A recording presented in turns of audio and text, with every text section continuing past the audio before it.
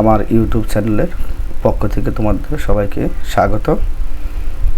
আর আমার ইউটিউব ভিডিওয়ে এখন থেকে আশা করি নিয়মিত ভিডিও পাবে। তো আজকে নতুন একটি টপিক নিয়ে তোমাদের সামনে হাজির হয়েছে। আজকে টপিকের নাম গুণনীয়ক। প্রথমে দেখে নিই গুণনীয়ক কাকে বলে। কোনো সংখ্যাকে যে সংখ্যা দ্বারা নিঃশেষে ভাগ করা যায় সেই সংখ্যাগুলো হলো ওই সংখ্যার গুণনীয়ক। যেমন 2 এর গুণনীয়ক 1, 2, 3 এর 1, 3, 4 এর 1, 2, 4, 5 এর 1, 5, 6 এর 1, 2, 3, 4, 6। এরকম করে এখানে ডান পাশে প্রত্যেকটা সংখ্যার 2 থেকে 10 পর্যন্ত প্রত্যেকটা সংখ্যার ডান পাশে তার গুণনীয়কগুলো দেওয়া আছে। তবে আমরা সংখ্যা 6কে নিয়েছি। 6কে যদি আমরা বিশ্লেষণ করি, কথা বলি আরও, তাহলে আমরা গুণনীয়ক সম্পর্কে আরও একটু ভালো ধারণা পাবো। যেমন 6কে 1 দ্বারা ভাগ করা যায়, এই জন্য 6 এর 1 হলো গুণনীয়ক।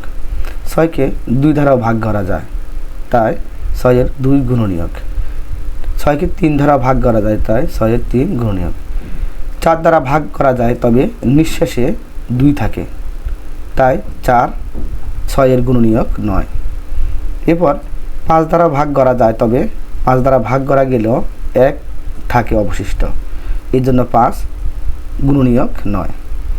6 দিয়েও ভাগ করা যায়, এই জন্য 6 হলো 6 এর গুণনীয়ক।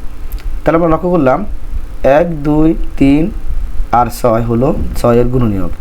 4 আর 5 এর আমি এখানে নিঃশেষে বলে একটা কথা বলছি, যে ভাগ করা যে সংখ্যা তারা ভাগ করবে, ওই সংখ্যা তারা ভাগ করার পর যদি নিঃশেষে 0 থাকে, তাহলে ওই সংখ্যা হবে ওই সংখ্যার গুণনীয়ক।